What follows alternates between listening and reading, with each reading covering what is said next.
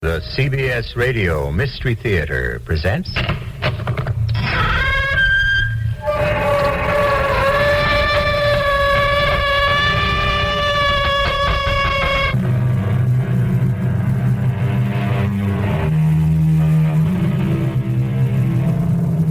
Come in. Welcome. I'm E.G. Marshall. When the sheltered ladies of the 19th century took up their pens, many extraordinary and suspenseful tales were put down on paper. I've always had the feeling that these writers' lives, sometimes very brief, were filled with nightmares. The literary bent seemed to run in families, none more memorable than the Brontes. Yet Charlotte, Emily, and Anne had trouble finding a publisher. They wrote under assumed names, since women writers were dismissed as too gentle or frivolous to be taken seriously. And the Bronte sisters wrote heady stuff. Passion runs rampant in their novels, and an English moor at night is one of their favorite settings.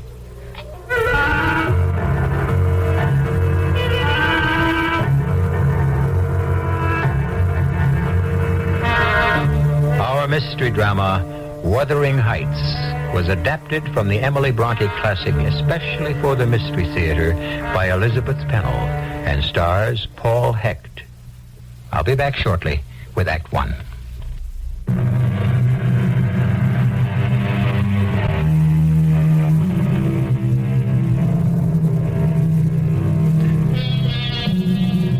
Mr. Earnshaw, master of Wuthering Heights, was a kindly man with a reputation for adopting stray waifs. Over the years, he returned from London or Liverpool with surprising additions to the family. One was Nellie Dean, who has become the Earnshaw's housekeeper. But most upsetting to the household was Mr. Earnshaw's arrival with a dirty, black-haired boy who seemed more animal than human. An abandoned child picked up on the streets. Mr. Earnshaw turned him over to Nellie. I wanted nothing to do with that dreadful little boy, so I left him on the landing of the stairs, hoping he'd be gone by morning. But he crawled to Mr. Earnshaw's door and lay there like a dog. Nellie Dean! Oh, yes, sir. What's the meaning of this? Why, Why isn't this boy with the other children? They would not let him into their room. Take him there at once. He's going to be their brother. Mr. Earnshaw christened the boy Heathcliff, after a child who died in infancy. Just Heathcliff.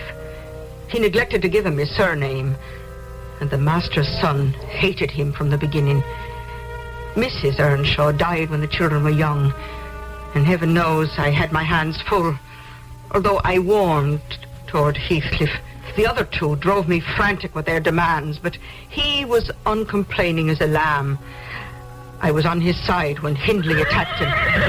I suppose my father gave you the biggest horse. He said I could take whichever I wanted. So, naturally, you took the best. All right, I did, but he's turned lame. I don't like him anymore. Let's exchange. I don't want a lame horse. Switch horses with me, or I'll tell your father about the 3 times you beat me up this week. Go ahead. Only I'll give you more than bruises to show. I'll tell your father how you boast you'll get me out of the house as soon as he dies. And I will, too. You never belonged here. I didn't ask to come. Your father brought me. What a mistake that was. I want your horse. Take him. I hope he breaks your neck, unless I break it first. Take out your brains!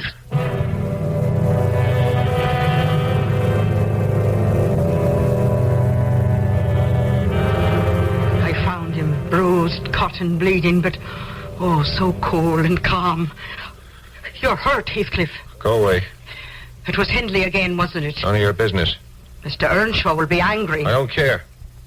I took Hindley's horse, and he's left with a lame one. I got exactly what I wanted.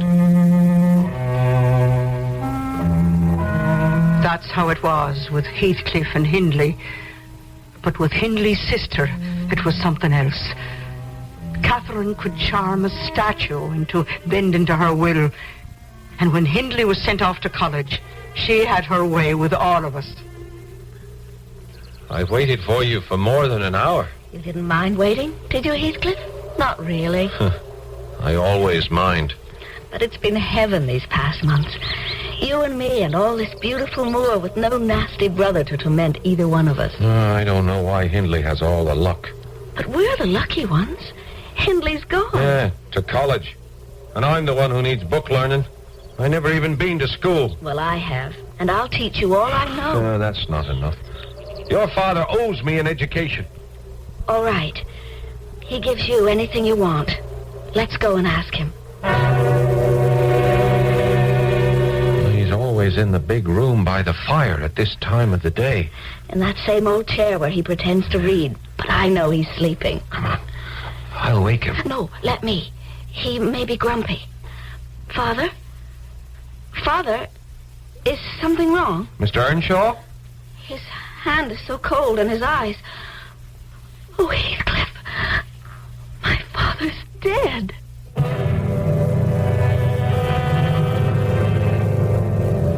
Yes, Mr. Earnshaw was dead. And Hindley not only came home for the funeral, but he brought a young wife with him. A silly little thing without a brain in her head. And Hindley announced they had come to stay. All right, you two. I guess you know who's giving the orders around here now. It isn't too bad, is it, Heathcliff? I work in the fields like a slave. But Hindley stays out of your way. He's banished me to a room worse than the servants' quarters. But out here, we're free. I'll race you across the moors. Have you ever been in that house over there? No, but that's where the Lintons live. It's Thrushcross Grange. Hey, let's go look in the window. All right. As long as they don't see us. What a prissy-looking boy. That's Edgar. And he's a stuck-up snob. Who's the pale, stupid girl? His sister, Isabella. They're always fighting, see? He's pulling her hair. I don't blame him. Aren't you glad we don't live cooped up like that? Who's out there? We're ghosts. We're ghosts. Oh! We're ghosts. Papa! Papa! Someone's trying to break in. Let the dog out. Run, Heathcliff, run! Here, Kathy, take my hand. Hurry! Oh, my leg. He's hurt. All right, Teddy, I'll get him up. Get up there. Skulker, let go. Why, you're a girl. Of course I'm a girl. And your dog has bitten her. Who is it, Edgar? I think it's the girl from Wuthering Heights. And I'm taking her home. Leave us alone. Her ankle is bleeding, and she looks as though she's about to faint. I can manage. You go away. We know about you. You're that ignorant orphan boy, and you're not welcome in our house. Go back to Wuthering Heights. We'll take care of Miss Earnshaw. Nellie, she was close to fainting, and I vowed not to leave her, but they shut the door in my face. And where have you been since then? I watched at the window, and if Catherine had called me, I would have smashed it. Are you sure she's all right? All right. I saw them bathe her foot and bring her cocoa and comb her beautiful hair and wrap her in a big blanket. Oh, well, I'm glad of that. Nellie, they treated her like a princess, and she purred like a kitten. She forgot that I existed. They kept Miss Catherine at Thrushcross Grange 5 weeks, right up until the day before Christmas, when she was driven to our door in a carriage, and her brother greeted her. This is my little sister? Why, Kathy. Nellie, come look. They've turned my sister into a lady. Oh, Miss Catherine, you do look grand. Hello, Nellie, dear. Where's Heathcliff? I saw him slinking around out there. Heathcliff, you may come and bid Miss Catherine welcome like the other servants. Darling Heathcliff. Why, how cross you look. How funny and grim. Shake hands, Heathcliff, like a proper gentleman. I shall not. I cannot bear to be laughed at. With that, he dashed out, and before long I heard him taking off over the moors. He didn't appear until noon next day when he came to the kitchen. Well, Heathcliff, this is a fine way to celebrate Christmas. Help me get cleaned up, Nellie. If the Lintons are coming for dinner, I'll show them I can be a gentleman. What a beautiful beautiful Christmas table. Well, I'm afraid we can't match what you did for my sister. You've tamed our little savage. Well, there's nothing savage about the enchanting Catherine. I'm delighted at the transformation. And I'm hungry. Isn't it time to eat? That uncouth servant boy, he isn't joining us for dinner, is he? Heathcliff, what are you doing in here? Why, Hindley, he's part of the family. And doesn't he look nice? I got away as soon as I could, Heathcliff. You've been down there all evening dancing with him. Oh, honestly, Heathcliff, I was longing to be with you. Well, I'm not thinking about Edgar Linton. It's your brother I'm after. I'm trying to figure out how to pay Hindley back. I don't care how long I wait. I just hope he won't die before I do. Nellie, my sister-in-law is calling for you. I think her time has come. Oh, poor thing. I scarcely think she can survive the birth of her baby. Is it really that hard, having babies? Oh, good heavens, child, not for a strapping young woman like you, but Mrs. Hindley, she has the consumption. Yes, the baby was born, and the mother died. And now Mr. Hindley was more of a tyrant than ever. In his inconsolable grief, he took to the brandy bottle, and everyone stayed out of his path, except for me and a nursemaid who tried to protect the child. I swear I'll make my own child kiss me. Where is the little beast? Nellie! Bring me my son! Hurry, take him to his room. The master is roaring drunk, and I must hide his gun. He plays with it when he's seized with this insane madness. Get away from my gun, Nellie Dean, or would you rather I take care of you with this carving knife? Well, I'd rather be shot, if you please. Damn everyone in this house! I swear I'll burn it down if I'd a mind to!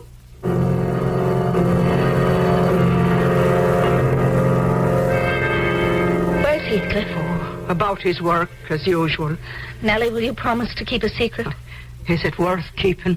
Yes, but it worries me. You must tell me what to do.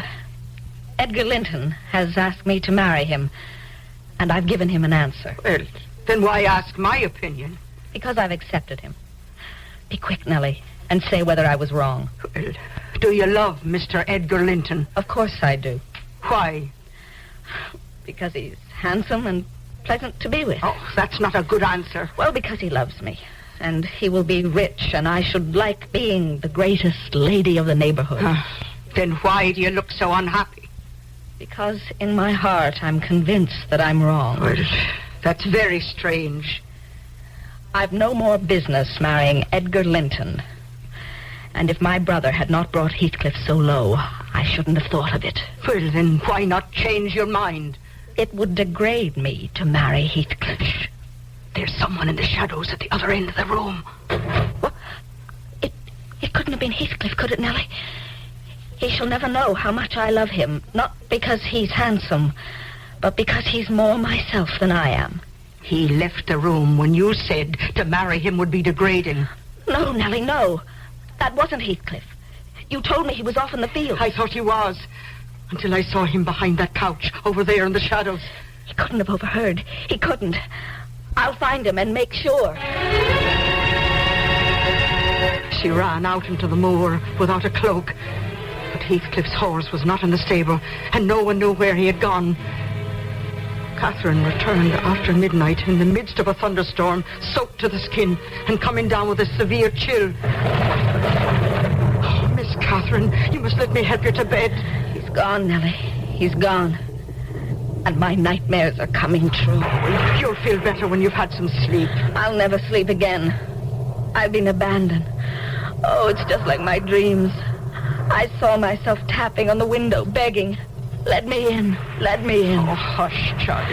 And no one answered. And my hand broke through the glass, so the blood was running down my arm. Oh, get the blood stains off, Nellie. Get the blood stains off. I told you those Bronte sisters wrote with passion. Who knows what dark thoughts and desperate yearnings they gleaned from their own lives. Emily's courage and endurance were tremendous. Yet she only had time to write one book, for she died, like many of her characters, of consumption at the age of 30. We'll return with Act 2 shortly.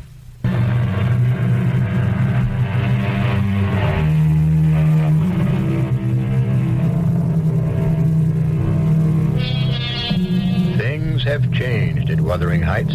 For 3 years, there was peace such as had not been known since old Mr. Earnshaw's time. Catherine did marry Edgar Linton, moved to Thrushcross Grange, and took Nellie Dean with her. Surprisingly, Catherine got along very well at the Grange, appearing to be almost overfond of Edgar and affectionate toward his sister Isabella. On the surface, all was serene, until one day when Catherine came running into the house. Oh, Edgar, Heathcliff's come home. That vagabond, the plowboy. I know you never liked him, but for my sake, please, Edgar, you must be friends. Shall I tell him to come up? Here, into the parlor. Of course. It's wonderful to have him back. Here he is, Edgar. Surely you remember Heathcliff. Why, I'd never recognized... Well, sit down, sir. Heathcliff, you're so different. Your dress, all so elegant. I'm sure it's Mr. Heathcliff now. Does that please you? I'm overwhelmed. Edgar, will you please find Nellie and see if tea is ready? Of course. It'll be a few moments. You're more beautiful than ever. This all seems like a dream, to see you and touch you and speak to you once more.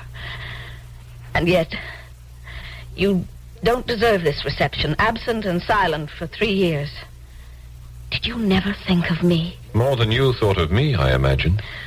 We must make plans. Oh? My plan was just one glimpse of your face, then to settle my score with your brother, Hindley, and afterwards do away with myself.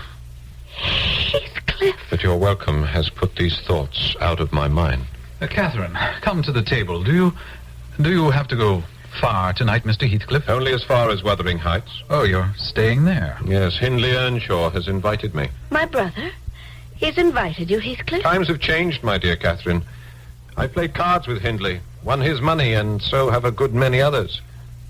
I've had luck these past years, and your brother needs me. Oh, I thought I heard voices.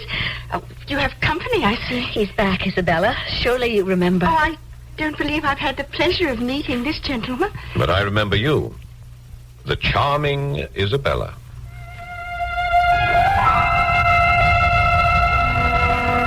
You've seen Heathcliff every day, walking on the moors. And every time he's here, you tell me to stay away. And I mean it. Catherine, you want no one to be loved but yourself. You misunderstand me. I'm trying to protect you. Protect me? Simply because I find Mr. Heathcliff attractive? No, because he's dangerous. I love Heathcliff more than ever you loved Edgar.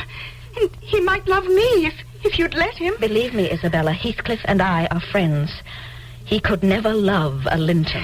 You are a poisonous friend. I may be the best friend you ever had.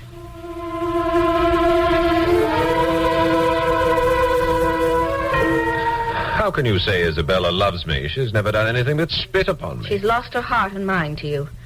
But you watch her, Heathcliff. She's a tigress. I like her too well to let you devour her. And I like her too ill to attempt it. She's her brother's heir, isn't she? You always did covet your neighbor's possessions, didn't you? Remember, this neighbor's possessions are mine. And if they were mine, they'd still be yours. You're giving me ideas. I warned you to stay away from Isabella. And yesterday, Heathcliff, I saw you. You kissed her. I'm not your husband. You needn't be jealous of me. I'm not jealous of you. I'm jealous for you. If you like Isabella, you shall marry her. But do you like her? I can't stand her. But you treated me infernally. And if I have, I suppose you are after revenge. I seek no revenge on you. You are welcome to torture me for your own amusement. Just let me amuse myself in the same style. So you're going to marry Isabella? Wait till Edgar hears about this. I've heard more than I want to hear. You were listening at the door. I've had enough of Heathcliff's mischief in my house. I give you 3 minutes to get out. Catherine, this lamb of yours threatens like a bull. It is in danger of splitting its skull against my knuckles. By heaven, Mr. Linton, I'm mortally sorry you are not worth knocking down. The gardener and the coachman are out there, and it will take them no time to dispose of you. You'll not call for help, see? I locked the door. Give me that key. Get it. From the hottest part of the fire. Catherine, this is madness. You owe Heathcliff an apology. I hope he flogs you sick. I would not strike that shivering thing you prefer to me. He looks as if he's about to weep. Take your hands away from your face. I will. Like this. Quickly, Heathcliff. He's going out of the back door. He'll return with a brace of pistols and all the help he can muster. I'll crush his ribs like a rotten hazelnut. Leave, Heathcliff, if you value your life. Where is that scoundrel? He's gone. He smashed the lock with a poker. Oh, Catherine, we've been so happy, but he's destroying us. Look at me. Let me alone, Edgar. I can't stand any more. It's come to a showdown, hasn't it? Well, will you give up Heathcliff? Or will you give up me? Leave me alone. Can't you see I'm so tired and upset I can scarcely stand? Where's Nellie? Yes, Miss Cathy. Oh, she's fainted. Oh, conveniently onto the couch. Well, this water will bring her around. Oh, but there's blood on her lips. Never mind, Mr. Linton. I know this young lady when she puts on exhibitions. Are you sure she's pretending?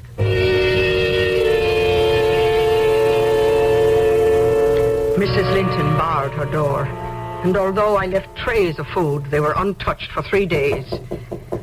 What do you want? Let me in, Miss Catherine. I've brought you some tea and toast. I'll drink the tea, but I don't want anything else. I want to die. Oh, I've heard you say things like that before. It's foolish, and you know it. All right, I'll not die. He'd be glad. He would never miss me. Open the window, Nellie. I want to breathe the clean air of the moors. Well, just for a moment. You mustn't catch another cold. I want to be a girl again, out there where life is free. I want to sleep in my old room at Wuthering Heights. I'm closing the window, and you'll sleep right here. They'll bury me 12 feet under. But I won't rest until Heathcliff is with me. I never will. Mr. Linton, you must go to your wife. Why should I? She calls for no one but that blackguard Heathcliff. No longer, sir. She's quite at peace. But she needs you, and you need her, now that you're going to be a father. Nellie, is that why my wife is like this? I've heard that women sometimes... You must treat her very gently. Of course, Nellie, of course. I'll go to her at once. It was true, the impending motherhood. But I knew that Catherine was no longer the boisterous, healthy girl she once had been.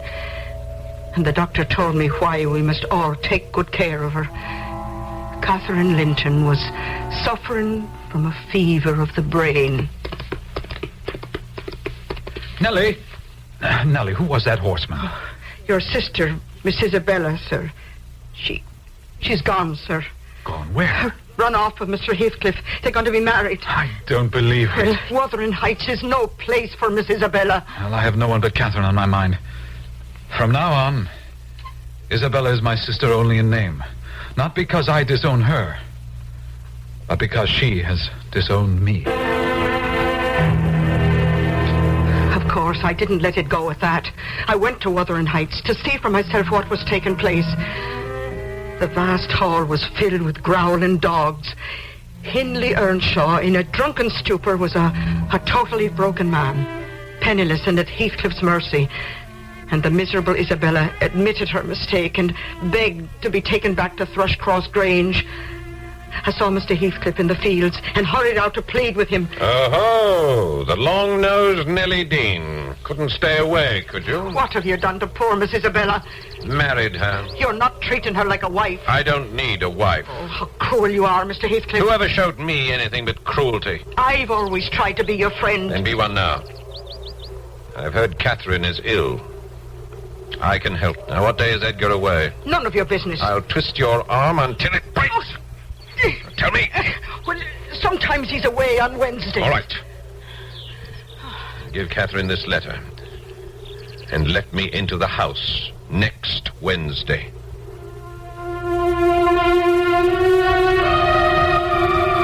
I have a letter for you, Mrs. Linton. I never get letters. Well, this one needs an answer. Answer it then. But it's from Mr. Heathcliff. Another dream. He forgot me long ago. He wants to see you. Catherine. My dear, dear Catherine. If you are real, kiss me, Heathcliff. Even though you've broken my heart. I can't bear to see you like this. You and Edgar both act as though you should be pitied. You have killed me, Heathcliff. Let me hold you, Catherine.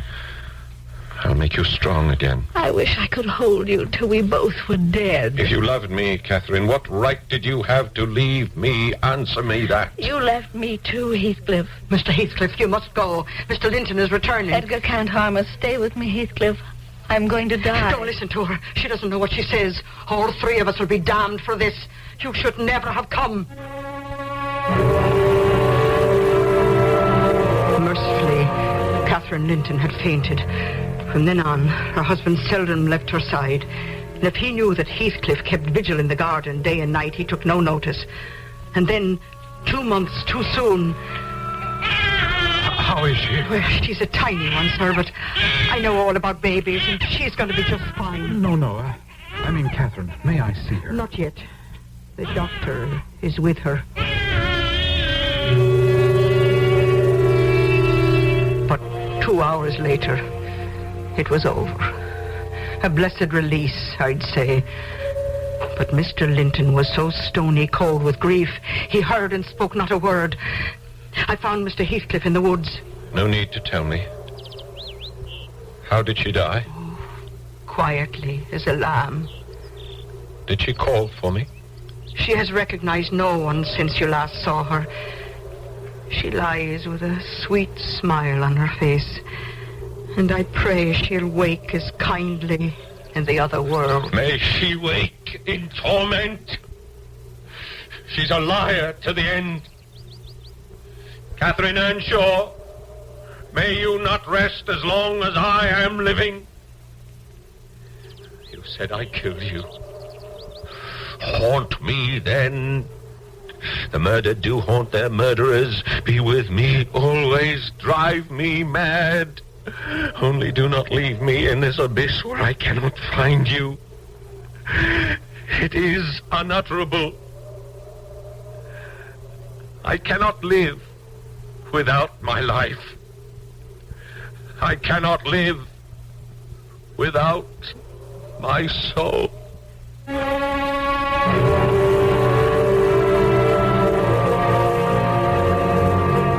At the wake, Edgar Linton kept silent vigil by the open coffin. And during the brief moments he left the room, Heathcliff was there.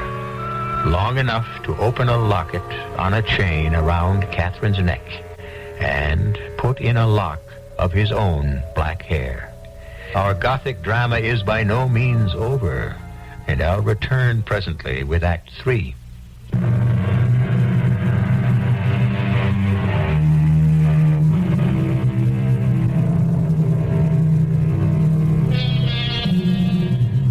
Now continue by introducing you to the characters of the next generation.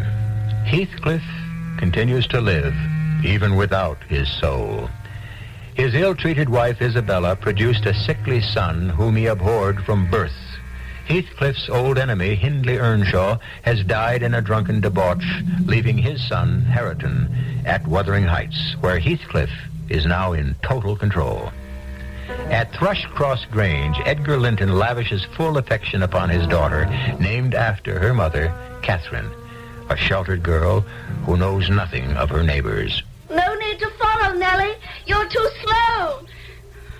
Miss Cassie, don't go up on that crag. Papa says there are nests up there, and I want to see the moorhen's eggs. I'll just climb that rock. Oh, I'm about to catch a little poacher, am I? Oh, you startled me. I thought this was my father's land. Oh, not here on the heights. Who are you? I've seen that young man over there before. Is he your son? Oh, no, he's not my son. But I do have one, and you'd know him if you saw him. Miss Cathy, come away. I might have known you'd be here, Nellie Dean. Come along, both of you, to my house for tea. Oh, I'd like that. Then I can meet your son. No, Mr. Heathcliff, this is wrong.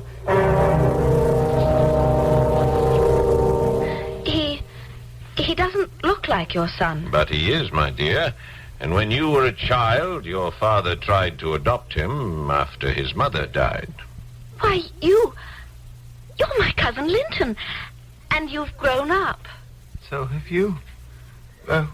Where have you been? It's Nellie's fault. She never brought me here. Linton, you must come and see me at Thrushcross Grange. Well, that's too far to go. I couldn't walk 4 miles. That renegade Harriton covers the distance in no time. Harriton?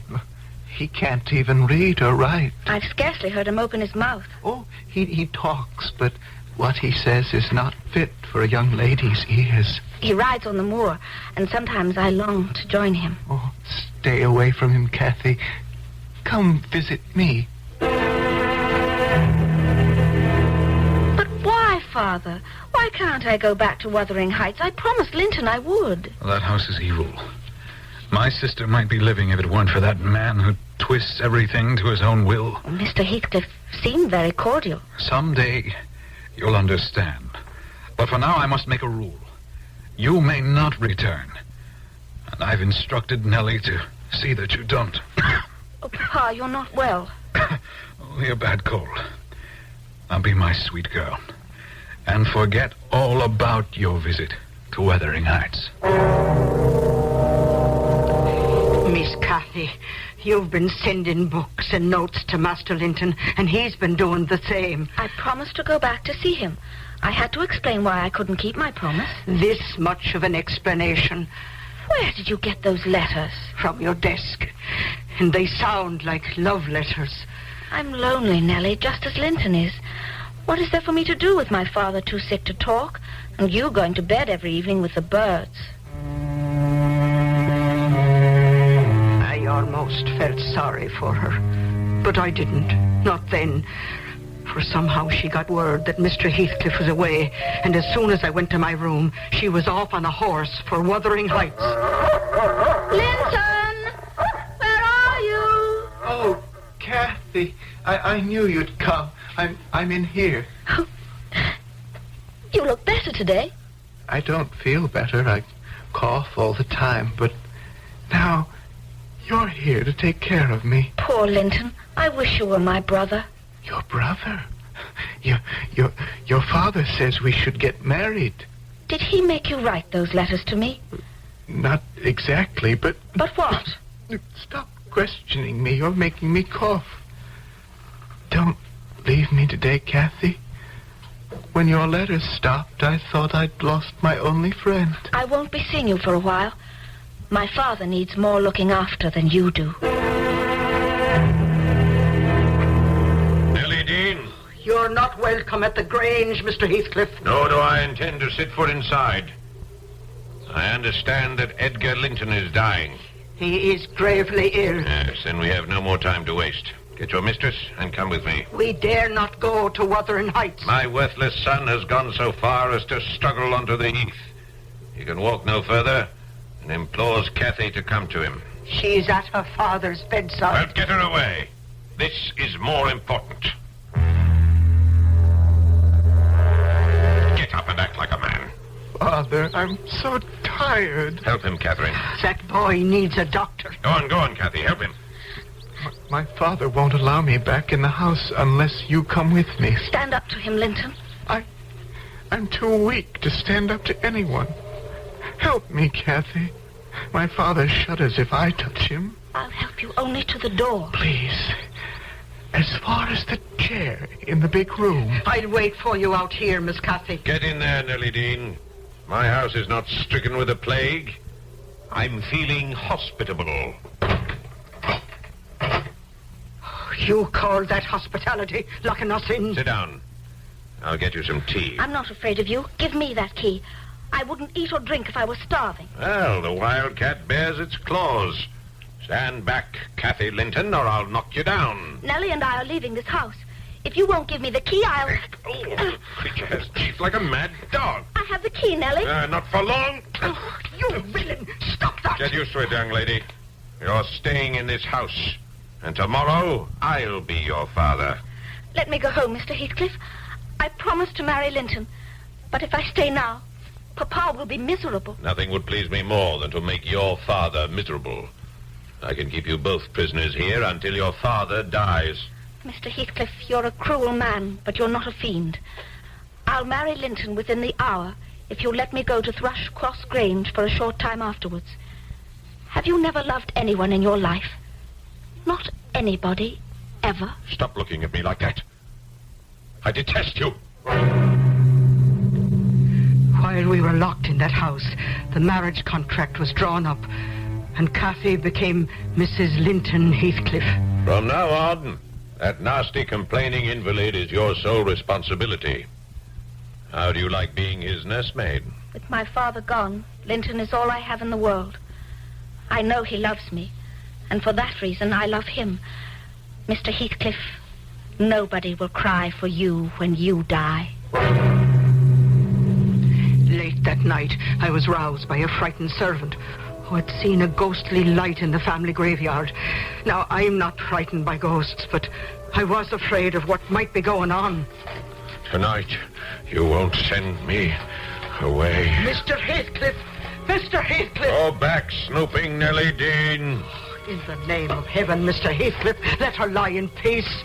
I respected her wishes up till now, but this time it's different. I don't know what you're doing, Mr. Heathcliff, but I beseech you to stop that digging. Not until I've finished. Well, then I'll go for help. There are laws against desecrating a grave. There are no laws against freeing a soul. But her soul is already free. Not yet, Nellie Dean, but it soon will be.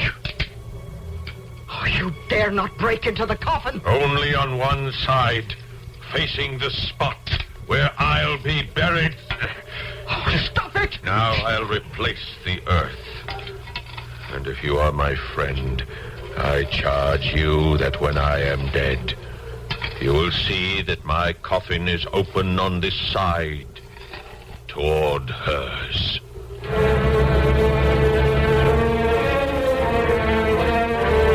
Kathy was not much more than a bride when she became a widow. Mr. Heathcliff had complete possession of both Wuthering Heights and Thrushcross Grange, and Kathy had nowhere else to go. Besides me, she had but one possible ally. Miss Kathy, why don't you make friends with your cousin Harriton? Savage creature hates me as much as my father-in-law does. Oh, I've seen him following you. I've even seen him protect you against Mr. Heathcliff. Protect me? He seldom opens his mouth except for blasphemy. Oh, he's afraid you'll laugh at his crude speech. Why don't you lend him some of your books? Because he can't read. You could teach him. No, Harriton. You pronounce it this way. What the devil are you two doing here, Harriton? The horses need tending. Kathy, you're needed in the kitchen. And as for you, Nellie Dean... Yes, Mr. Heathcliff. You engineered this, didn't you? Oh, you've made him like yourself, Mr. Heathcliff. I've tried my best to crush him, and I will do everything to keep those two apart. He tried, but they grew closer. And suddenly, an abrupt change came over Mr. Heathcliff. He became as silent as Harriton and refused to join us for meals. Finally, he had not eaten for so long that... Are you ill, Mr. Heathcliff? No, I am not. Starvation is an invitation to death. I have neither fear nor presentiment, no hope of death. With my constitution, I'll be above ground until my hair is white. Well, you won't last long if you refuse to eat. I want this place to myself. Get out of my way and keep Harriton and that other one from coming near me. We kept out of his way, but I heard him pacing in his room, uttering strange oaths, until one evening there was absolute silence. Kathy, just like her mother, was out on the moor, and it started to rain. Kathy! Kathy! I was just coming in. But, Nellie, you know that room you say was my mother's? The window is open and the shutter is banging back and forth. Oh, we'll see about that. Come, bring the candle. It's been allowed in this room. Hold the candle higher. See? The window is open. And the rain is soaking the bed. Oh, no. Leave the room, Miss Kathy. Run and get Harriton.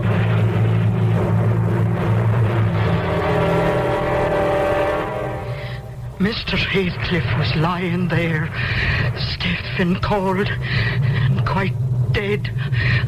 I quickly pulled a blanket over his face, for he had a frightful, lifelike gaze of wild exultation.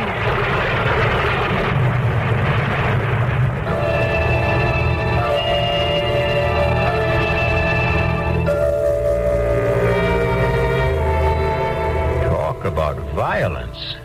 Those 19th century ladies spared nothing of human torture.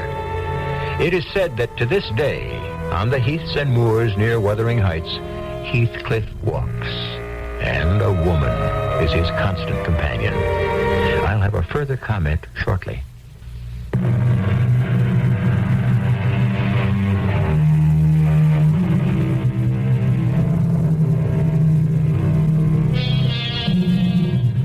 Although her older sister had a vivid imagination, she wondered how Emily conjured up anyone as sinister as Heathcliff. She even doubted if it was right or advisable. But she declared, the writer who possesses a creative gift owns something that, at times, strangely wills and works for itself. If the result be attractive, the world will praise you, who little deserve praise. If it be repulsive, the same world will blame you, who almost as little deserve blame. Our cast included Paul Hecht, Bryna Rayburn, Russell Horton, Roberta Maxwell, and Lloyd Batista. The entire production was under the direction of Hyman Brown. Mrs. E.G. Marshall inviting you to return to our Mystery Theater for another adventure in the macabre. Until next time, pleasant dreams.